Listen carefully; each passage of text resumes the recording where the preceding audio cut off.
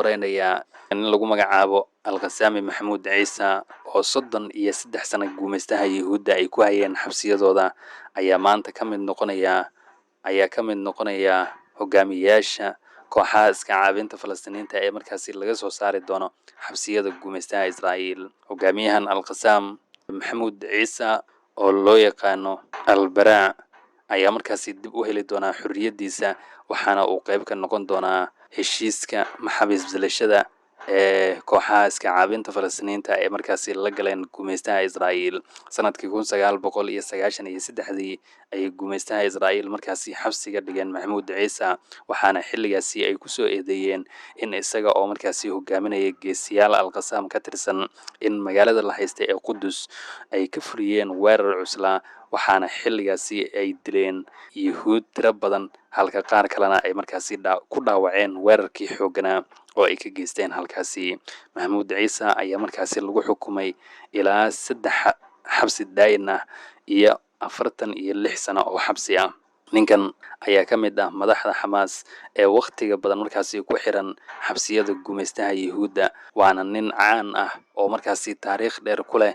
dagaalamayaasha shahiid Ciisediin Al-Qassam, waxaana la filayaa in dagaalamayaashan uu hoggaanka markaasi usii qabto xilligan oo Yahuudda ay ka soo saari doonaan xabsiga ay markaasi ku dhibaateynayeen. Dhanka kale, warbaahinta BBC-da ayaa goor sii horeysay si rasmi ah markaasi u xaqiijisay in 7 oo askari oo si aad ah markaasi u hubeysan in Xamaas ay ka howlgeliyeen wadooyinka marinka Gaza ee Falastiin, gaar ahaan magaalooyinka iyo deegaanada ay isaga baxeen ciidamada guumaystaha Israa'iil. Meel kasta oo ciidamada Yahuudda ay ka baxeen ee gudaha marinka Gaza ee Falastiin ayay BBC-du markaasi sheegeen in kumanaan askari oo Xamaas markaasi ka tirsan in haatan ay markaasi isku ballaariyeen. Wararka qaarkood waxay tibaaxayaan in tani ay markaasi muujinayso in ciidamada guumaystaha Israa'iil ay ku guuldareysteen hadafkii ay kala hayeen dagaalkan, iyo in Netanyahu iyo kooxdiisa mujrimiinta ah in jab iyo khasaaro xoog leh ay kala kulmeen dagaalkaasi. Xamaas sidoo kale waxa ay soo magacaabeen ilaa 5 gavano oo cusub oo ka tirsan dagaalamayaasha Al-Qassam, kuwaasi oo si rasmi ah oo la wareegay talada iyo maamulka magaalooyinka ciidamada guumaystaha Yahuudda ay markaasi isaga baxeen ee gudaha marinka Gaza ee Falastiin. Dhanka kale, warbaahinta Hibrewga ee guumaystaha Israa'iil ayaa maanta si rasmi ah markaasi looga tabiyey in halkaasi uu ku dhintay nin askari ah oo markaasi lagu magacaabo Samuel Gad Rahamim, kaasi oo ugu dambeyn u baktiyey dhaawacyadii darnaa ee maalmo ka hor koonfurta marinka Gaza ee Falastiin markaasi loogu geystay. Askarigan Yahuudiga ah oo la dhibaatoonayay waqti badan xanuuno kasoo gaaray walxaha qarxa gantaal ka barakeysan Al-Yaasiin 105 oo geesiyaasha Falastiiniinta ay kula egteen magaalada Khan Yunis ayaa maanta ugu dambeyn si rasmi ah markaasi loo xaqiijiyey in naarta uu markaasi u hoyday. Waxaa jira kumanaan askari oo Israa'iiliin ah oo xogtooda markaasi la qarinayo, kuwaasi oo la sheegayo in guumaystaha Yahuudda ay ku hayaan xarumahooda caafimaadka ayna ku dabiibayaan halkaasi, kuwaasi oo aragga, maqalka, lugaha iyo gacmaha markaasi ku waayay gantaalka barakeysan Al-Yaasiin 105 iyo walxaha qarxa ee geesiyaasha Falastiiniinta ay Gaza markaasi ka dagaalamayo sida geesinimada ay ku jirto ay oo la dhaceen islamarkaana u laqsiyeen guumaystaha Israa'iil ee duulaanka iyo weerarka ku qaaday marinka Gaza ee Falastiin. Dhanka kale, Xamaas iyo kooxaha iska caabinta Falastiiniinta ayaa markaasi la sheegay in laga diiday dalabkii ay miiska wadahadalka markaasi soo saareen ee ahaa in la soo sii daayo hogaamiyayaasha Falastiiniinta ah waa Cabdullah Barquuti iyo Marwan al-Barquudi, Xasan Salama, Ibrahim Xamid iyo Cabbaas al-Sayid, kuwaasi oo Israa'iil ay markaasi diideen in xabsiyadooda ay markaasi ka soo saaraan. Guumaystaha Yahuudda ayaa waxaa sidoo kale markaasi la sheegay in taasi beddelkeeda ay aqbaleen in la soo sii daayo Aadam Kamamji iyo Maxamuud Ciise iyo hogaamiyayaal kale oo ka tirsan Al-Qassam iyo Fatax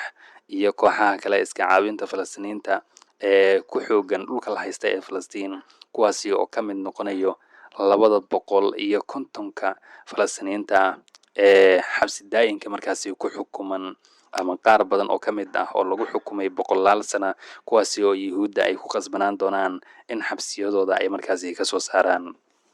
gumaystaha yuhuudda ayaa markaasi la sheegay, waa sida telefishinka alcarabiya laga tabiyey, in ay ugu hanjabeen xamaas iyo geesiyaasha falastiiniinta ah in heshiiskan gebi ahaantiisba ay ka bixi doonaan haddii aysan ka tanaasulin madaxdan ay markaasi dalbanayaan cabdullah albarkhudi, marwan albarkhudi, iyo sidoo kale xasan salaama, ibraahim xamid iyo cabaas al sayid, kuwaasi oo haatan yuhuudda ay markaasi diideen in xabsiyadooda ay markaasi kasoo saaraan. waxaa sidoo kale gumaystaha yuhuudda la sheegayaa in ay diideen in xabsigooda ay kasoo saaraan doctor xusaam abu safiya, kaasi oo ka mid ah dhakhaatiirta marinka khaza ee falastiin, waxaana haatan in ka badan 10 sano la sheegayaa in ay ku hayaan xabsiyadooda islamarkaana ay ku dhibaateynayaan. qareenkiisa ayaa maalmo ka hor markaasi sheegay in doctor xusaam uu markaasi ku rafaadsan yahay islamarkaana uu ku dhiban yahay xabsiga lagu hayo, xaaladiisa caafimaadna ay aada u liidato. waxaana uu sheegay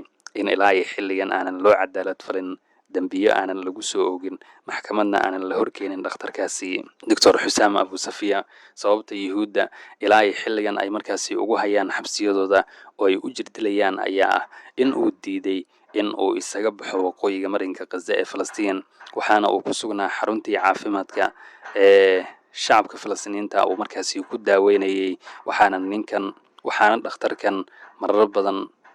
uu xitaa ka diiday gumaystaha yuhuudda in uu isaga baxo waqooyiga marinka khaza ee falastiin, inkastoo israel ay markaasi dileen xubno badan oo ka mid ah qoyskiisa. dhanka kale, warbaahinta alcarab aljadiid ayaa maanta si rasmiya markaasi u xaqiijisay in dowladda p-da ee maxamuud cabaas uu markaasi hogaaminayo in aanan lagu casuumin shirweynaha lagu qabanayo magaalada sharmasheekh ee dalkaasi masar. shirweynahan ayaa markaasi la filayaa in berito oo isniin ah si rasmi ah halkaasi looga furo, waxaana ka qayb geli doonaa in ka badan 20 madaxweyne oo kasoo kala jeeda wadamada kala duwan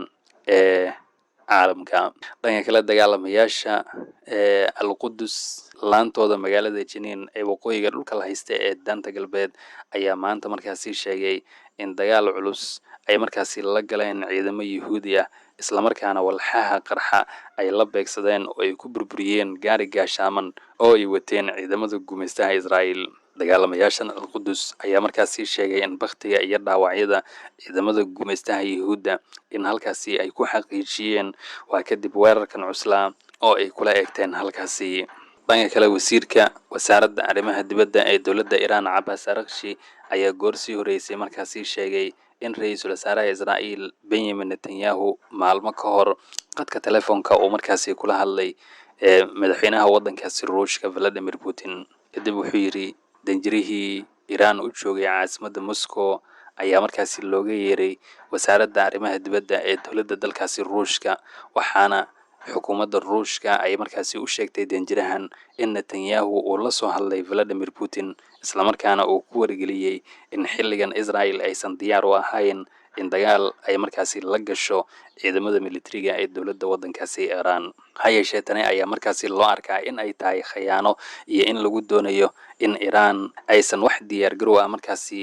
muujinin ama aysan heegan gelin, waxaana ay doonayaan in weeraro lama filaan ah ay markaasi ku qaadaan qaybo badan oo ka mid ah waddankaasi iiraan, sida wararku ay tibaaxayaan. dhanka kale, wadamo badan oo carbeed ayaa maanta markaasi la sheegay in intii dagaalka khaza uu markaasi socday in ay sii ballaariyeen iskaashiga iyo xiriirka dhanka militariga oo ay la leeyihiin israel. wadamadan ayaa markaasi la sheegay, waa sida wargeyska The Washington Post maanta laga tabiyey, in ay kala yihiin qatar, baxrayn, masar, urdun, sacuudiga iyo imaaraadka carabta, waxaana si wada jira tababar ay markaasi ula sameynayeen ciidamadooda militariga gumaystaha israel ee xasuuqa iyo burburka markaasi ka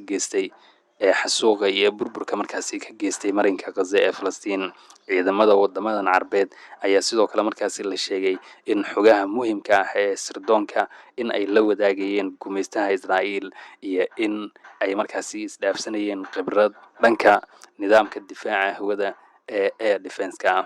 iskaashigan iyo xiriirka military ayaa intiisa badan markaasi la sheegay inuu ahaa mid ka dhan ah Xamaas iyo kooxaha iska caabinta Falastiiniinta ee gobolka markaasi ka dagaalamayo. Gumaystaha Yuhuudda ay ku qaadeen caasimada Dooxa ee dalkaasi Qatar bishii 9 ee Sebtembar ee sanadkan aynu ku guda jirno ayaa sidoo kale markaasi la sheegay in uusan wax u dhimin xiriirka iyo iskaashiga dhanka militariga ee wadamadan ay haatan la leeyihiin gumaystaha Israa'iil. Dhanka kale, ra-iisul wasaarihii hore ee gumaystaha Israa'iil Ehud Barak ayaa maanta kanaalka 13aad ee gumaystaha Israa'iil markaasi u sheegay in ra-iisul wasaaraha Israa'iil Benjamin Netanyahu uu yahay kan